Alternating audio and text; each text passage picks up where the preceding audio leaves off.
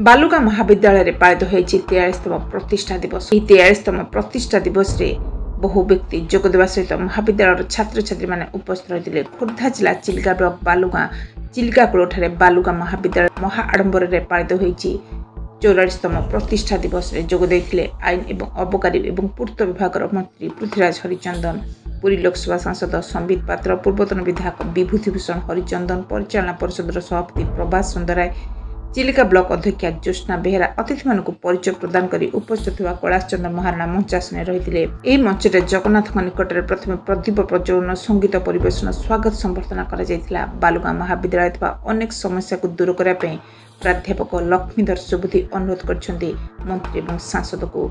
से महाविद्यालय पढ़ुवा +3 भिन्नक्षम छात्र चिन्मय साहू कॉलेज को आसापे असुविधा होतबारु मंत्री पृथ्वीराज हरिचंदन एवं संबित पात्र को जणाइछन्ती बैटरी चालित स्कूटी भिन्नक्षम चिन्मय साहू को प्रतिश्रुति मिली खूब शीघ्र यार व्यवस्था हो बोली। निराकाटपुर बालुंगेश्वर मोबाइल टीवी।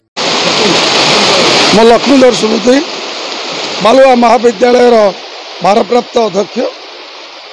आज बालुआ महाविद्यालय पालन करुच्ची 44तम जन्मोत्सव।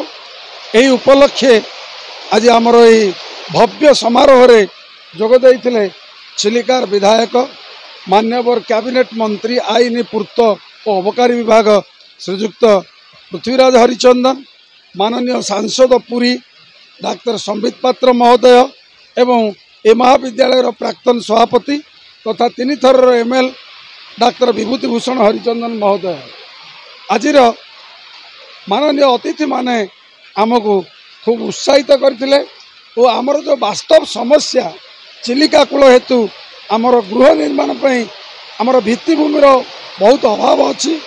एक विज्ञान श्रेणी गृह निर्माण पई आमे तांको अनुरोध रखिथिलु एवं भविष्यत रे नाक मूल्यांकन पई मध्य आमे अनुरोध रखिथिलु।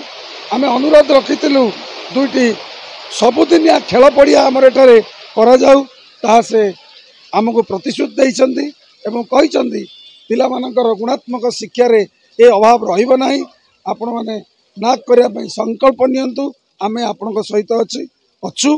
तेणु मु माने हमर अतिथिक निकट रे निजर कृतज्ञता प्रकाश करुची और आपण मानक माध्यम रे मु आपनको धन्यवाद भी दउची ए वार्ता पहुँचेबा उचित।